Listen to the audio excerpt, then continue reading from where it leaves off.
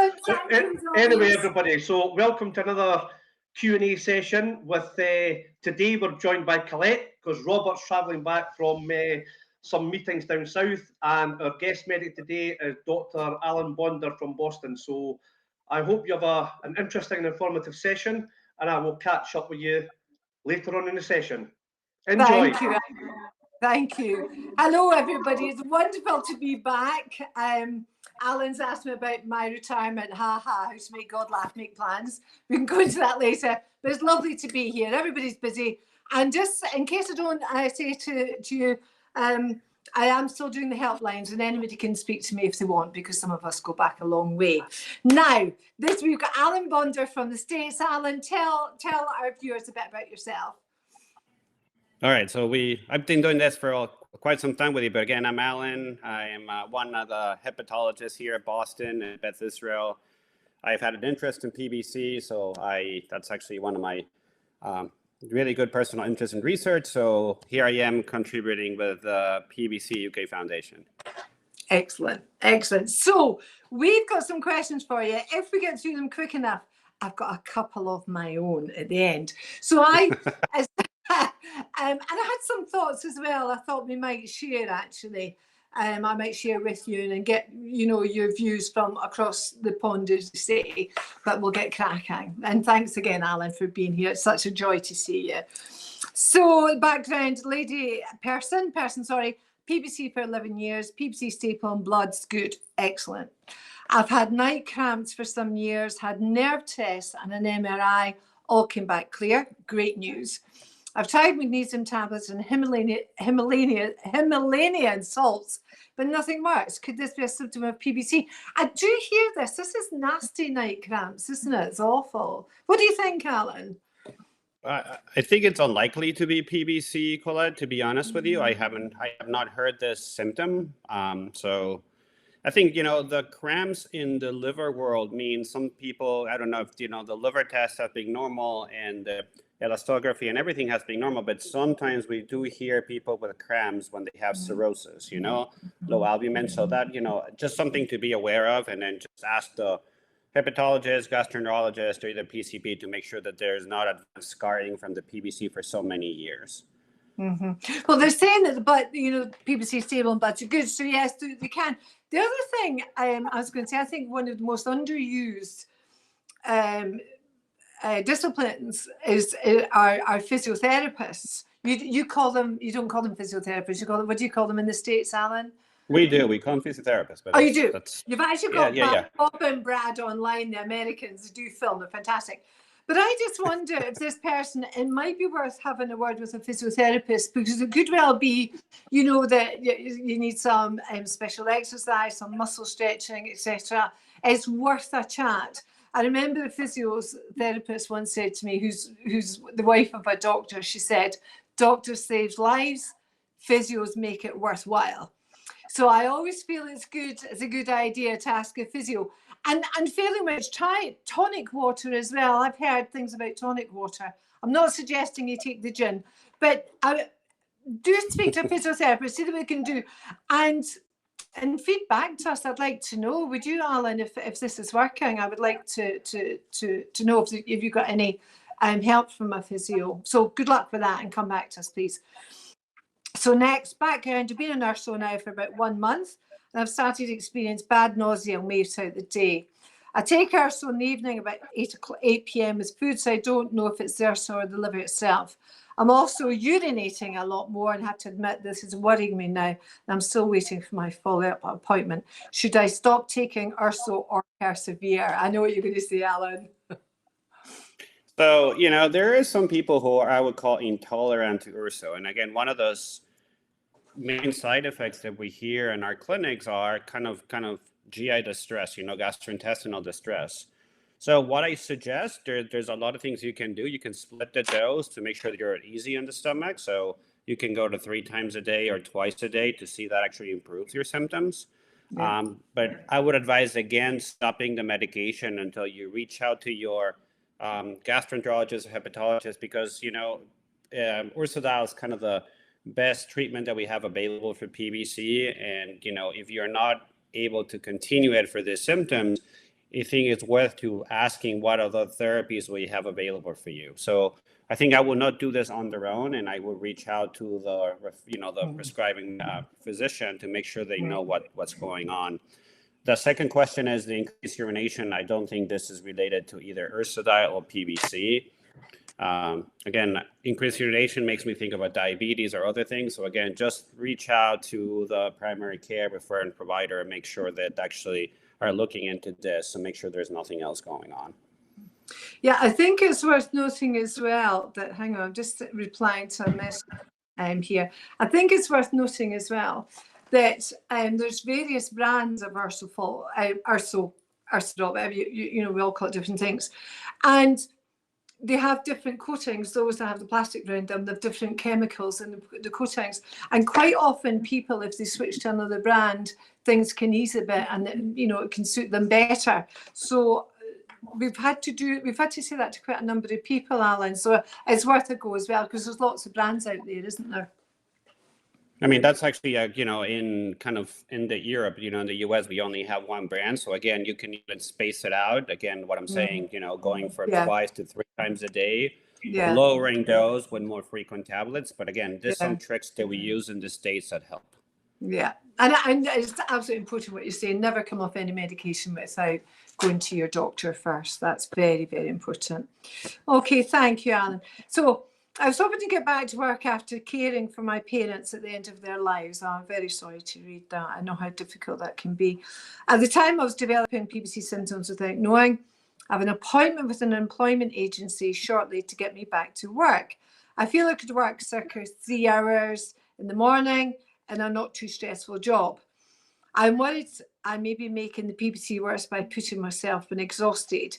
Also, should I let my employer know about PBC? I mean, these are all good questions. And again, I want to just rely that, you know, one of the main symptoms of PBC is fatigue. And this is really unrelated to your blood test or to how good you're responding to therapy. So I think, you know, the big thing is, number one, is ruling out other etiologies, other reasons why this person is so really fatigued. So make sure that your blood counts, you're not anemic. Make sure your thyroid goes with PBC. Make sure you don't have low thyroid functioning that can cause the symptoms.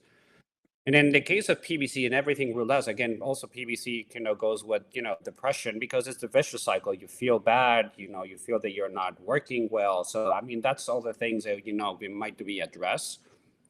And in the case of everything is addressed, you know, PBC don't have really good therapies for fatigue, unfortunately. But what we know is get you moving. So that's the most important thing.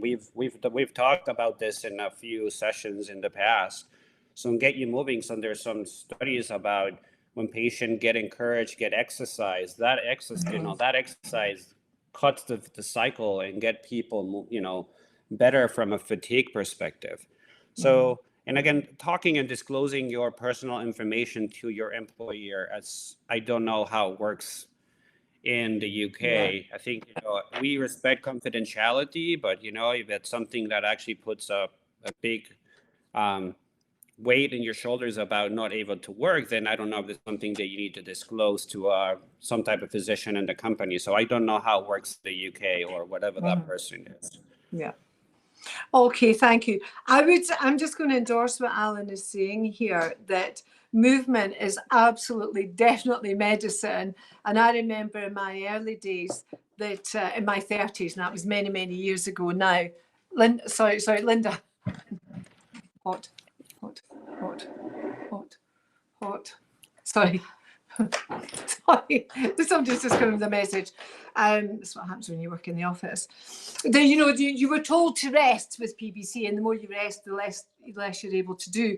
And they did experiments in Newcastle University some years ago. In fact, Professor Jones, runs a fatigue clinic, and they absolutely recommend graded exercise. And how that's graded is not about what he thinks, it's what we think. You do a plan together. But years ago, we're all very tired, but I have more energy now. And you don't run out of energy. You actually buy into some more. So with regard to work, of course, that's a different thing. Doing it could be a cleaning job, making beds, sitting in an office. I mean, it just all depends. You have to see what suits you. With regard to letting your future employer know, we used to have something in the UK called the Discrimination Act, and it's now the Equalities Act. And I think maybe you should have a look at the Equalities Act, or maybe see Systems Advice if this is UK, and find out what they say about this sort of thing. Because in many respects it is private, but on the other hand, if you need special help at work, then it's up to the employer to try and help you as best they can. So it's quite a big question, and I think it should be individualised to each person, because we're all different with PBC. But any problems, come back. So next one, I have read there's a link to developing autoimmune disease such as PBC with early trauma. I'm interested. I was sent away to boarding school my 7th birthday. And I saw my parents on school holidays afterwards. Is it possible that for some people the body internalises trauma, which then affects them in later life and can be a trigger causing conditions such as PBC?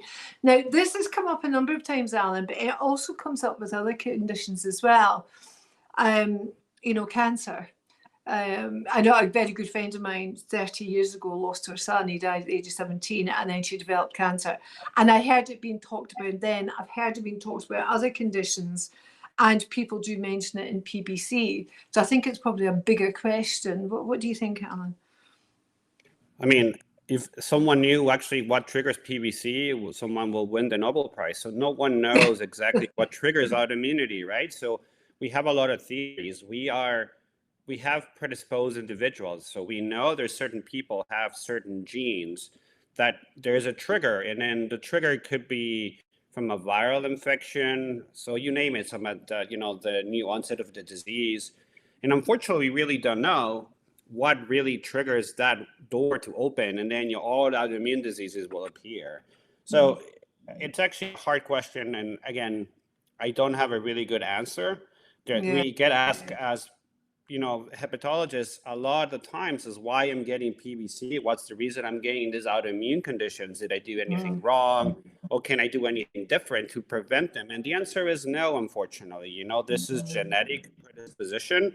And again, for example, right now, I've seen a lot of people after COVID infections developing, more autoimmune conditions. Maybe that's the trigger.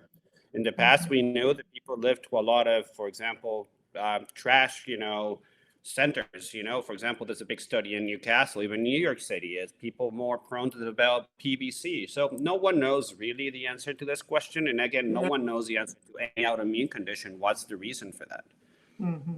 Yeah, interesting. But when we do know, you'll be the first. We will let you know. Thank you. Right. So the next question is there a correlation in PBC and, I can't see these big words, hypercholesethide, which I think is a drug for fluid retention. And hydrochlorothiazide. So there's no correlation between taking hydrochlorothiazide and PBC. That's absolutely, not that I know of, but again, I've never seen that in my career. Yeah. Okay. Right. So background, I suffer from acid reflux and take 2 times 20 milligram omeprazole each day. Could this anyway be connected to my PBC? I kind of like this question, Alan, because I know lots and lots and lots of people who have reflux, PBC people, reflux, stomach acid, and during times of stress, which we all have, things happen in our lives. This can really snowball. So I'd be interested in your comments. And they're saying, could it be connected to PBC? What would you say to that? Excuse me. Well, the answer to the question is no. But again, remember that patients with PBC can also have other gastrointestinal symptoms, and not every gastrointestinal symptom is connected to PBC. Again, when we talk about reflux, it's very common to have reflux. It could be diet related. It could be, as you mentioned, stress related, or For example, people with anxiety have more prone to develop, reflux. But again, this is not part of the PBC or the autoimmune kind of syndromes. And again, treating it with omeprazole and changing your diet habits, losing weight, not eating late at night will be good enough to treat the condition without any major issues. Yeah, I think there's some hidden wee gems in there as well, Anna, because things like coffee can bring on reflux symptoms. People don't realise that. And yeah, we're meant to drink 6 cups of coffee a day. I treat myself to 1. The rest is decaf, unfortunately, because I'm one of these that, from time to time I'll get this sort of thing. But I do hear of it a lot. But it's also fair to say, and I was going to bring this up later on, that living with a condition like PBC is stressful. You never know how you're going to be the next day. And even when your hospital visit is coming up, you get your bloods done. Some people do before they go to hospital, think of, God, what's going to happen, what's going to be said. And, there is a lot of stress around living with a condition like PBC. And particularly because it's so hidden and we all look so well, don't we? Thankfully, I wouldn't like to look ill, I have to say. So, next question. I already know about coenzyme Q10. So this is what Professor Jones had come up with some years ago about, buying into some energy. But there are other supplements, vitamins, but are there recommended for those with PBC? And with us in the UK, Alan, living sort of in the Northern Hemisphere, we're really basically told anybody, because of lack of sunlight, which I don't think you'll be suffering from, that anybody over the age of 40, whoever you are, should be taking a vitamin D supplement. So that's from the UK's point of view. What do you think about the question? Are there any others? This is a great question, and I want to emphasize. So vitamin D, it's a vitamin, but it's a prescription vitamins, and I do see a lot of people wanting to take a supplement that will make their PBC or their symptoms better. And as a liver doctor, I would actually, advise against it. And the reason why is all those, the regulatory efforts that all those supplements go through are not the same as a medication. So for example, any prescription medication goes through a very thorough, I know in the UK, same in the US, by a very thorough eval, making sure that they're safe and making sure there is no side effects.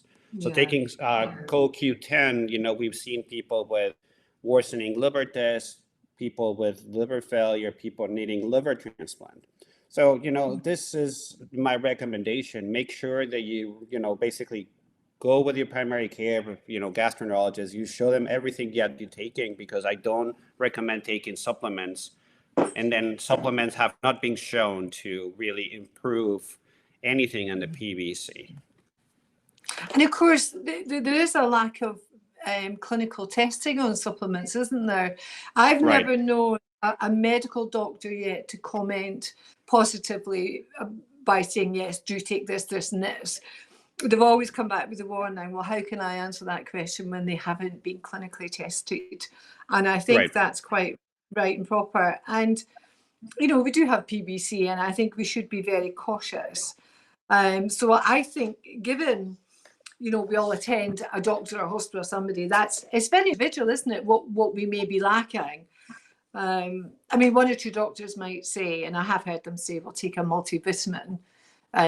But as for supplements and various things, I think you're right in what you're saying, Alan. You've got to be very, very careful. And again, just emphasizing what you just mentioned, the regulatory and the way they get processed and get sold. For example, in the US, they actually don't have a very kind of thorough workup like from the FDA. So we do have a lot of people taking a lot of supplements who we really don't know exactly what they are. And actually, the interesting part is, like I tell you, there's a study like in the liver world where they looked at all patients taking supplements. So they looked at all different jars, and 85% of the times, the things that you were told were taking, they were not there. So there were other things that they're in there. Oh my goodness. So really we need to be careful with supplements, because this is something that can cause a lot of harm to your liver or other organs, and you can end up in the hospital with a really nasty complication. So again, I'm encouraging people to talk to your physicians, make sure that you disclose everything that you're taking, including supplements, because when we are taking a history, we ask a patient is like, what are you taking? They will take, well, I'm taking this medications. And we really forget about supplements or other things that, you're not prescription related. So we need to make sure we take a good history about this, because that can cause injury to the liver. Yeah, I mean, I have from the liver nurse in Edinburgh, which is historical, she's retired now, but I did hear a particular story. The woman didn't even have PBC. She didn't have any liver disease. And she was taking some supplements to boost her immune system for whatever reason. And she ended up having a liver transplant. And there was absolutely nothing wrong with her. And now, so a very good answer. I think you're absolutely right. And we can't stress that more than what we already have done. But keep asking the questions. Any doubts, come to us. So simple, how often should I have a DEXA scan? That's a great question. And, anyone with PBC, with a new diagnosis of PBC, I usually tell patients to get a DEXA scan. Patients with PBC are more at risk of having osteoporosis, because the way you metabolize vitamin D and the way you use kind of the bile acids to get all your calcium and everything in your bones. So if you have a good bone density, meaning you don't have any concerns, you don't have osteopenia, which is low bones, or you have osteoporosis, which is kind of like the last part, then I will actually do a mineral densitometry every 2 to 3 years. And I tell them to, for example, if they're smokers, to quit smoking. And if they haven't done exercise, a little bit weight-bearing exercise are the biggest things that we need to do. If the same patient has a little bit of osteopenia, a little bit of low bone loss, I put them on vitamin D and calcium. I looked at, for example, their scores, and based on the scores, we can say, well, I think you're more at risk. We ask for the family history. If there's family history of osteoporosis and the patient has osteopenia, maybe this patient needs to be referred sooner to get treated with all those new medications that we have available. And we'll do another bone densitometry every 1 to 2 years. And we have osteoporosis, then we will send you right away to see a bone specialist to get treated. And I think you'll be scheduled every 1 to 2 years to get a bone density. But it's so important to get one. We are, as clinicians, we forget about this, but we need to make sure that patients with PBC get their bone screens, because it's one of the biggest complications they have in their lives. You raised good points there. I've had PBC, 29, 30 years, and I've had 3 or 4, I lose track. But what I found the last time I went there, the questionnaire was even bigger than what it was the previous time, about what I eat and all the rest of it. Now, I, being non-medical, had assumed that my bone structure and the strength of my bones was kind of set after I was a child, what I ate and all the rest of it. But she came to me, she said, you're not taking a lot of dairies, you're not taking enough calcium. She said, well, your bones are fine. She said, but just not enough in your diet. Could you maybe just add a slice of bread or something? Because I'm not keen on milk, you see. And I was a bit taken aback, and I said, so even now, after all these years, she said, absolutely, you've got to keep your calcium up.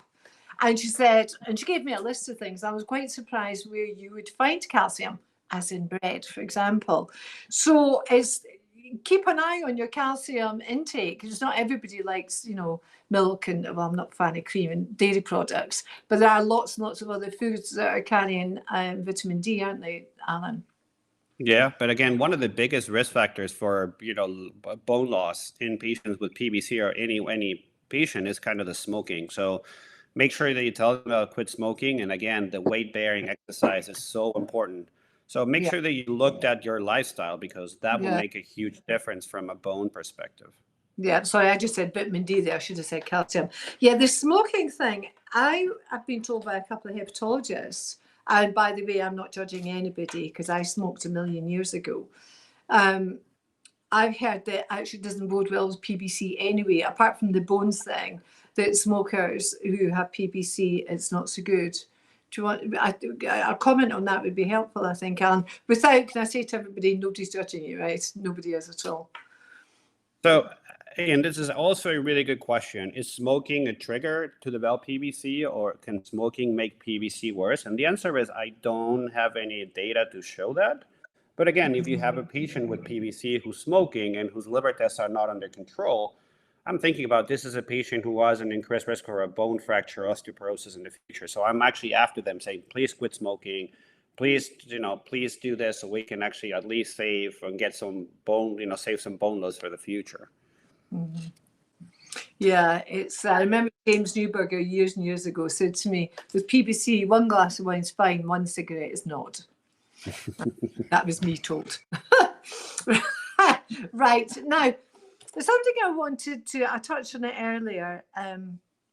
Just when somebody's diagnosed with PBC, and I hear this on the helpline, and having experienced it myself, Alan, we sometimes experience emotions we never knew we had, you know. They can, and fear and apprehension, you know, you think you can cope with things, but our PBC sometimes seems a bit out of control. And it was that in the early days before URSO, but now we have first and second and third line treatments. We know about living better, looking after ourselves, not smoking and exercise and these kinds of things. But I wondered, and I've been asking doctors this, Alan, are doctors aware that when the patient comes into clinic that they'll probably have been worrying about this for days? You know, they've been very apprehensive, maybe not sleeping. I mean, is that ever spoken to you? Did the patient tell you these things?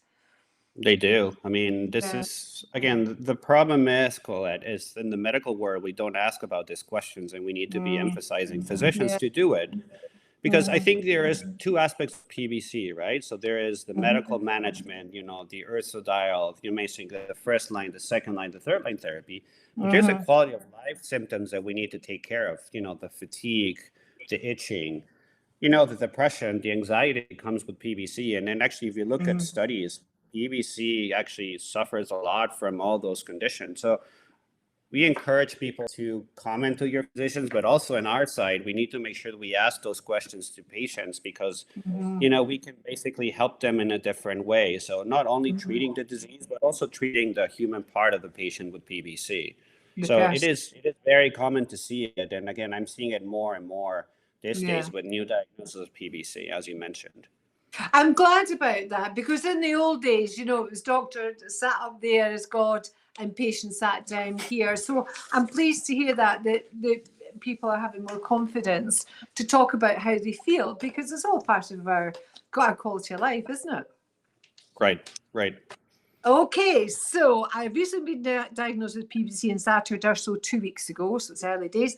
My question is, should I continue using HRT patch? My gastro doc says yes, my GP is saying she wouldn't. Can you please advise? That's a belter of a question. We like this question. That's a tough one. And again, the hormone replacement therapy, I don't know the indication, and I can't answer based on just the question by itself. So I will like to see the patient, what are the risk factors, what are the indications. But I've had patients with PBC treated with hormones without any major issues. Again, you know, I don't know the clinical history. Does the patient have any prior history of cancers, clotting disorders, or anything else that will prevent of you using this therapy? Then I need to go and ask your physician and to see that actually, you know, look at the risk, look at the benefits, and see if the it's worth doing it. So unfortunately, I don't have a really good answer for that question today. No, I think that was, you did very well. What I would say, as you know, I've got an opinion on everything with PBC, Alan, is that I know many people have take HRT, and it is the patches that you can have with PBC. But again, your GP, God bless whoever they are, obviously want to look after you and doesn't want any risk factors or doesn't want anything to happen to you. But you really, it's your gastro doctor, your hepatologist. These are the people. I mean, you could go back to your GP and say, well, why? Can you explain to me why? And take that explanation to your specialist. But as Alan said, you know, it's not just about, you know, your liver and a particular medication. There's more to it. But I do know many people who have successfully taken HRT. And the menopause is a bit of rubbish time for not everybody, but for some people. So I would ask your GP, just have a nice chat with him, her, and say, right, okay, and take it back to your gastro and see what they have to say. And that way, I think that gives you, the patient, an understanding of what's happening to your own body, you know. And I think the more you learn, the better. Is that not a fair comment, Alan? There is. And again, you know, something to think about. There is not a, you know, kind of black and white answer. So I think in medicine and using medications, there's a risk and there's a benefit. And then as physicians, we have to really disclose to patients, what are your risks, what are your benefits? And I think as a group, we need to take the decision together, making sure that everything is a kind of an informed decision with all of the team that is taking care of that person. Yeah, I agree with that so much, that it is a joint decision. And if there's a bit of risk there, which there's a lot of things, you make a decision together, an informed decision. Okay, so last bloods were taken October 21. That's quite a while ago, actually. I noticed my red blood count is 3.74, value 3.84.8010. The serum C reactive protein level, RW, is 12, value should be 7. The doctor has written acceptable for patient with no, thank you, reaction required. Is it possible to explain this as this is relative to PBC? I have pernicious anemia, which I've learned from the PBC Foundation's Q&A, is not uncommon with PBC. And another great question. So again, once you have an autoimmune condition such as PBC, you're more at risk of having other ones. So for example, pernicious anemia goes with other things, so I don't see PBC affecting the C-reactive protein in the other blood tests that you actually just read to me. So again, we'll go back to the primary care, was the indication of getting this blood test with the symptoms, and then ask what it means, because putting all the pieces together doesn't mean anything to me from a PBC standpoint. Yeah, this is a bit of a sort of, well, I'm not a doctor, I don't understand it. Anemia, I speak to quite a few people. It's lack of vitamin B12, basically, isn't it? My dog has it, believe it or not. My dog has to take vitamin B12 injections. But yeah, do go back and get a better explanation. I just think knowledge is power, and it gives you peace of mind. And what more could one want? So next question, my ALP, alkaline phosphatase, is jumped up 20 points. Now, to this person, we don't know your start or your end point. You've just jumped up 20 points, and I don't know what space of time. But they are asking, what can I do to lower it possibly? I know it can fluctuate. Thank you in advance. So that's true. And again, I tell my patients when they get blood tests, I see blood fluctuations just based on actually labs that we send patients to. So, a difference of 5, 15 to 10. Again, I think, as you mentioned, Collette, just knowing the baseline and what has been the trend the last couple of months or years is a good kind of way to see what the trend is looking like. For example, the patient has been normal in 60 and went from 60 to 80. To me, it doesn't make a big difference. From 100 to 120, the biggest thing I ask my patients, are you taking your medications, or are you forgetting taking your medications? Because that's the biggest thing that we see, the alk phos going up. But again, I just need to see more information to tell you what exactly means to have an increase of 20 units of your alkaline phosphatase. So could there be a number of reasons why it's, and any not to do with PBC? Is that possible, Alan? Correct. So, I think I see another question in the chat. So remember PBC, and then we have, for example, the obesity epidemic right now. So I see a lot of patients with really PBC who look great taking their urso, and they've been gaining weight through, for example, the COVID pandemic. And, they develop fatty liver, and fatty liver can also increase your alk phos. So, there's a lot of different things they can play and then cause the abnormal liver tests. So not every elevated alk phos once you have PBC means that your PBC is getting worse. It could be, but there are other reasons we need to rule out. So again, I just want to see the patient, see what are new, for example, new medications, new supplements, all those things need to be taken into consideration when we have an elevated alkaline phosphatase. Yeah, that is a really good points that you raised, particularly the weight thing, because yes, there are issues from COVID, and nobody's shaming anybody here. They're just facts.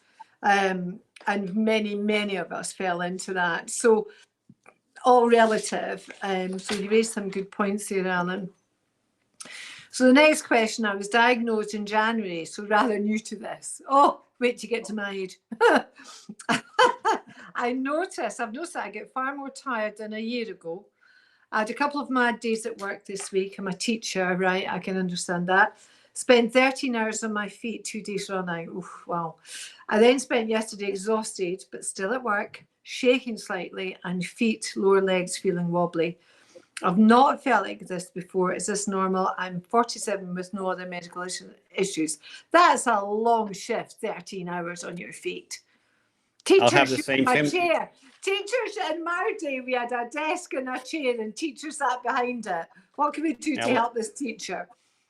And I'll be standing up that amount of time. I'll have the same symptoms too. So again, yes, fatigue goes with PBC, as we talked about. But again, there's other things. If this is a new diagnosis of PBC, make sure there's nothing else happening. Check your blood counts, your thyroid, making sure there's nothing else happening before I tell I can blame the PBC for this. Yeah, that's 13 hours. And I don't know that employers should really be expecting that of anyone, let alone somebody with a condition. So whoever this lovely person is, you're doing a grand job, I'm sure. But I think you need to speak to your employer. But 13 hours, that's a lot. Awful lot, even for our Alan here, who's much younger than me. But anyway, don't hesitate to get back in touch. Anybody who's asking questions, if there isn't clarity, if you don't feel we've hit the nail on the head, come back to us. We're always delighted to hear, because what we say to you, there's hundreds and hundreds and hundreds of thousands of people listening. So it helps everybody. Right, here's a belter for you, Alan. Are probiotics safe to take? The answer is yes. But again, we just talked about supplements. I want to make sure that people are cautious about what they're taking. Yeah. There's a lot of probiotics, and I know, they come with other supplements. So please make sure you read the labels, talk to your physicians, making sure that it is okay to use. My personal opinion is, if you're able to eat normally, there is no need for any supplements. But again, this is a personal opinion from a physician. But what did you say, Alan? If you're able to eat?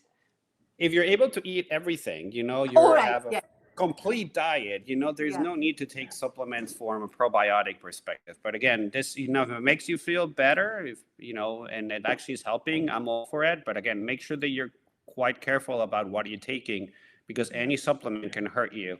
And, the last thing you want to have, either liver failure or other things from supplements that you don't know what you're taking for. Yeah, absolutely. Absolutely.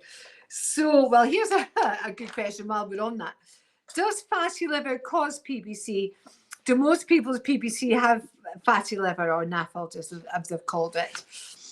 This is a great question. So fatty liver does not cause PBC, but can coexist with PBC. And we have a lot of people like that. And again, this is the obesity pandemic that we have, in the world. So I do have dual diagnosis, or 3 diagnoses in people with PBC. So that can make liver tests look worse. And then, for example, from us, when we're thinking maybe there's an autoimmune thing, we might need, for example, sometimes a liver biopsy and other information to make sure we're ruling out other conditions in the liver. Mm-hmm. And can people with PBC have fatty liver? Definitely, And again, the important part is as you gain weight, you need to change your ursodiol dose. So, for example, remember the dose of 13 to 15 milligrams. So if you gain 20, 15 pounds, you make sure that you adjust your dose, because otherwise, if you're underdosed, the PBC might not be properly treated. So that's something that we need to be careful in patients with both NASH and PBC. We sent all our British members out. We couldn't afford to do it around the world. And we are a global charity for PBC. But we sent all British members out a chart in metric and in old and new money, so to speak, and about the weights. And but it's on our website for our overseas friends. So do check, because I fell into that category as well. Even me, who thinks she knows everything about everything, even I got napped on that one. But you're absolutely right. Now, I love the next question, Alan. I'm going to lead on this with your permission. Please. Is there any evidence of following a specific diet of PBC? Okay, right. Let me tell you, people, in my opinion, I have no medical qualifications whatsoever. I'm an accountant. I'm a forensic accountant to trade. But I've lived with PBC for 29 years, and I've spoken to most doctors on the planet about PBC. And I hear people's stories. And diet is very important. It absolutely is. When I say diet, I'm not talking about what you miss out in your diet. It's what Alan alluded to earlier, is getting a good all-round diet. However, I do have to say that, in my opinion, I'd like to hear yours, Alan, one of the most toxic substances I believe that we can ingest is sugar. I hear time and time and time again about sugar-based products, how they affect people. We know it affects their weight. We hear from people it increases their itch. But good diet, do you know, I'm a bit old-fashioned. So 2 days ago, I bought some carrots, onions, leeks, turnip, some veg, and a couple of bags of lentils and some stock. And it cost me about £6. And I made enough soup for 20 portions. And there's everything you need in a big, and I make beetroots, I make all sorts of, there's everything you need. You keep up your veg, your protein, keep away from fats if you can. Butter, who needs butter in the diet? You don't. Good virgin oil is really, really good. And go online and look at recipes, batch cook, help yourself. But honestly, sugar, fatty foods, saturated fats, things that have been messed about with in factories, in these big multi-million pound factories, anything to be messed about, eat as natural as possible. When it comes to fruit itself, be careful. Some fruits can give you indigestion. If you're on statins, you shouldn't be having grapefruit. Some, oranges, satsumas, these kinds of things, So go for the apple, go for the banana. Fruit and veg is really important. If you don't eat meat, that's fine. Good quality chicken, fish. Fish is brilliant. I make all sorts of things with fish, different types of fish. Smoked mackerel, for example, mackerel or smoked mackerel is very oily. It's good oil. It's good for you. Experiment, but do it in such a way that you can batch cook. But please, in my humble opinion, keep off the sugar, keep off the saturated fats, and keep away from processed food. It's full of salts, things our bodies just cannot cope with. And that's whether you have PBC or not. Right, Alan, go for it. What do you think? I have nothing else to add. You gave an entire recipe of what to do. So the answer to the question is, from a medical standpoint, there is no specific diet you need to follow. One thing that you need to be careful is patients with PBC have risk of having celiac disease. So, for example, you have a lot of GI, gastrointestinal symptoms, make sure that we rule out celiac disease. If you do, of course, you have to have a gluten-free diet. But besides that, I have nothing specifically to diet about to counsel patients about PBC. So whatever they're up to, I don't mind. So people ask me, what should I do to lose weight? It's like, whatever works for you. So I think listen to you is even better. There's lots and lots of things online now, Alan. There's good quality things out there. And there's something, I think you can get them across the world, the cookbooks, and they're called Pinch of Nom. And it's two lady chefs. And on one side, you get the recipe and most of the things you have in your cupboard anyway. You don't have to go buy stuff. Another side is the picture. And it's A4 size, and it's colourful, and it's lovely, and you can batch cook, and it's all good quality stuff. That's my recommendation. But if anybody wants to come back at me, if they've got any more secrets, or tell me I'm wrong, happy to hear you.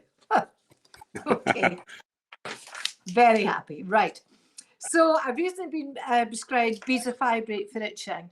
Of course, bezafibrate can be given as a second line as well in the UK, Alan. I haven't seen my consultant. She prescribed them by letter to my GP. I've just picked up the tablets, but when I read the leaflet about what not to take, it concerns me. I have PBC, chronic kidney disease, underactive thyroid. The leaflet says not to take when you have liver disease or impaired kidney function, underactive thyroid. I also take statins. Should I take the tablets? What's the bezafibrate that contradicts these conditions? Before whatever is said here today to this person that asked this question, this is a very, very important question. And there's, I know Alan's going to allude to it in there. You must go back and speak to your specialist who sent that to your GP. You absolutely must. So, Alan, what comments would you make? Because these, chronic kidney disease, PBC, and an underactive thyroid, and a prescription by of bezafibrate. What's your take? What's your feelings on that? I think there's a lot of concerns of drug interactions in that person. So, for example, if you have chronic kidney disease and you're on a statin and you take a fibrate, like bezafibrate, you're more at risk of something having called rhabdo. Rhabdo is the muscle breakdown or the muscle inflammation for the medications. So be careful to touch base with your primary care. Sometimes what we need to do is start with a lower dose and escalate the dose. The second part is, it is okay to use bezafibrate in patients with liver disease.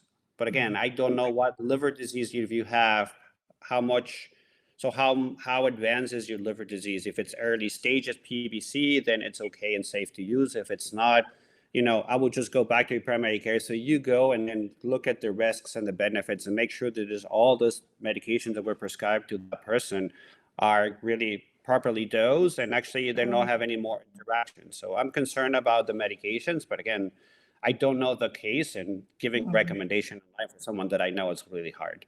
It is hard. Would you have any comment on the kidney liver disease? Yes, I mean, it's very common to have liver disease and kidney disease with obesity and diabetes and everything. So again, prescribing those medications need to be adjusted based on the function of the kidneys and the function of the liver. So I don't know how bad is the kidney function, how bad is the liver function. That's why it's so important those type of questions need to be addressed with a physician, and then they need to make sure they monitor those persons really closely to make sure there is no side effects. Yeah, and for the patient or the person who sent in that question to make sure you are monitored. Don't always leave it on the doctor. You pursue it yourself. And by the way, to those, I'm sitting here drinking, I hope Linda's going to bring me some more hot water. I'm sorry, I threw my lunch down my throat because I had to be out on an errand, and I've given myself a bit of tummy ache. So Linda's been very kindly supplying me with hot water. My granny taught me hot water solves everything, and it does. So now tell me, here's the question. How does URSO actually work in the treatment of PBC? I want to ask, so there's a question, does URSO work for the treatment? I didn't No, hear you. How does URSO ask? How does URSO work? That's another $1 million question. No one knows. I'll be able to tell you, I'll be flying all over the world, making a lot of money and knowing exactly everything about PBC. So I think there's Dr. Poupon from France discovered URSO, I think, I would say beginning of the 90s. No one knows how URSO really works. And they've been using it for now, it's going into 30 years. And unfortunately, really, there's no good mechanism of action. We have some theories about how kind of thinning the bile or changing the bile acid contents actually is less toxic for the liver. But again, I really don't have a really clear answer to this. Yes, so I've heard various things over the piece as well. And Poupon, there's a name from that. Is he still working? Poupon, or is he retired now? I haven't heard from him in years, so I don't know the answer to the question, Collette, but I mean, he must be, I don't know, close to his 80s, but I don't know, to be honest with you. Yeah. Well, what the good news is about URSO, is my understanding, and I'm sure Alan will tell me if I'm wrong, is that it's non-toxic. And we already have, this kind of bile in our bodies. So it's non-toxic, and that's because many drugs are, doctors have to make decisions about, balance risk against benefit. But this one, it seems to be a bit of a no-brainer. So that's quite comforting to know as well. But we've run out of questions, Alan, but if I may, I just want to cover something else. And as a human being and a man who looks after human beings, I would like to just chat about this self-care for a moment, if I may. It's taken me a long time to understand PBC. And initially, when people are diagnosed, they feel a bit helpless, Alan. You've probably heard that in your clinic. They feel, they're just in the hands of the gods, the doctors, and there's not a lot they can do to help themselves. And there are things we can do, because we've discussed this about diet, we've discussed this, thank you, about exercise. There are things. But also, I'm going to put something else into the ring here. I truly believe, I've had a very hard life, but I truly believe that we all must leave this life a wee bit better than how we found it, okay? And the way we're treated, things that people say, the way people respond to us, they have a lot of power to how we feel, good, bad, indifferent, upset, whatever. But I think us as human beings, we have this responsibility too. So we've got PBC, we don't feel well, and we've got needs, etc. But I was walking here today. I walked 5 miles. I don't know what that is in kilometres. I walked here today. And I was at the traffic lights and there was a girl beside me. She's a young girl. And she had the most amazing masses of red hair. Huge amounts of bright red hair. It wasn't real red. And I looked at her and she was so pretty. And I said to her, your hair is stunning. It's beautiful. And she looked at me and she said, you've just made my day. You've just made my week. And I thought to myself, okay, as PBC people, we tell people what we need and what works for us. But we have the power too to change things for other people as well. You know, that looks nice on you today, or what a lovely smile, or, you know, even though we've got our own issues to deal with, we can give something back, can't we? Yeah, I think, Collette, you bring to a good point, but I can tell you from my other side, you know, from being in the physician side, what I feel that actually is helping the most is getting patients involved in their care, you know, making sure that they know, so they understand their disease, they know what they're taking, they know how things are looking. So I think not to be kind of using your app, but, you know, there's all these things that you're able to use to be so proactive in the disease. That's helping a lot. So, for example, one of the questions, you know, the patient comes to see us, we will give him a questionnaire about quality of life, and then we discuss, you know, what are the things that you want to talk to me about? Is there anything from itching, fatigue, or anything that you want to talk to me about? Or is there any other thing from your disease perspective? You know, is your disease under control? Do you feel that we're doing everything or satisfying your clinic visit today? So getting patients more involved, but also getting disease to know. And I think you and Rob are doing such a good job getting patients in the kind of like the medical world. So because it's not easy. So I think that changed a lot the PBC point of view. And it's making such a, maybe I would say, a scary disease. So when, you know, it's a disease, and what we know that PBC patients who have normal liver tests, they have a normal expected quality of life as someone who doesn't have PBC. So we have really good news out there. You know, we have really good and also new medications. Again, as you mentioned, Collette, is like up to 2016, we only had urso. Now we have 6, 7, 8 new medications coming along. So I think hopefully PBC will be a disease, like a chronic thing that you'll say, I'm taking this medication as under control, and then that will make my life better. So I think that's from our medical point of view, I think something to look up to, and making sure that you discuss all those things with your people, with your primary cares. I think it's lovely that you're asking your patients, by the way. I think that's fantastic. Well done you. And I know Robert's going to be listening to this at some point. So yeah, I'm sure Robert will pick up that cudgel and run with it if he hasn't already, of course. Right, I've got 2 very quick questions now, because I think we are coming to the last few minutes. And thank you for that, Alan. It's I think we must all feel we have some power, and we can receive help and give help too. I take Prolia shots every 6 months for osteoporosis. Have you seen any bad side effects? I don't know what Prolia is. So Prolia is an antibody that basically stops the osteoclast, or the cells that break down bone, and they keep them off of your bone so you can build up bone. It's a very good medication. I have not heard any bad side effects. There's a few things that you need to watch out. Number one, and we mentioned about kidney disease. And 2 is it can cause what's called osteonecrosis of the bone. So they have been some very weird cases, but they have a really nasty part of the bone that dies in the jaw. So just to be careful. But again, it's a great medication.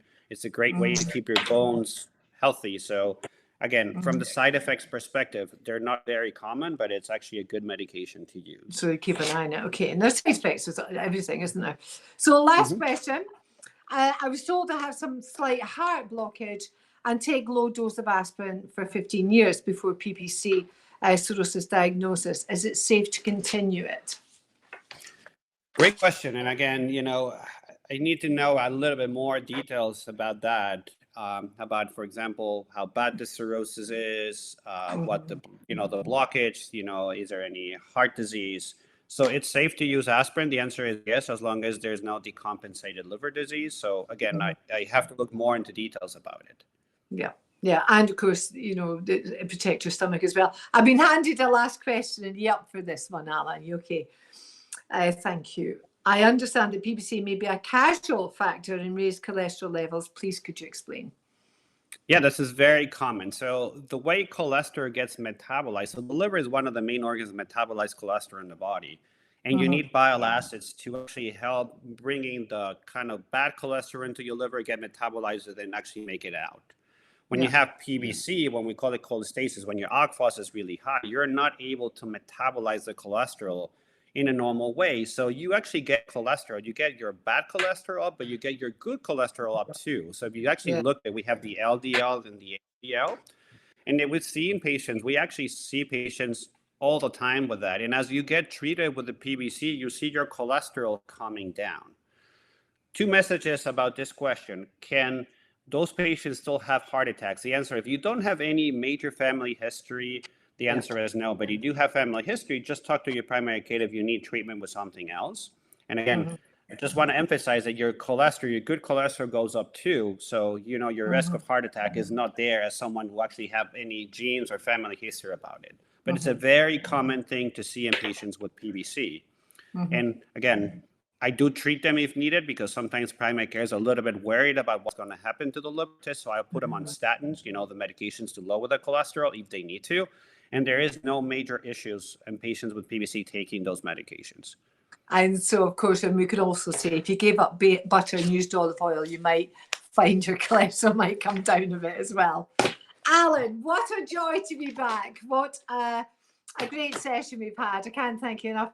Can I say a special thank you to Linda in the back who's been supplying me the questions and hot water. And Alan, thank you as always for your technical support. So, Alan, I hope it's not too long.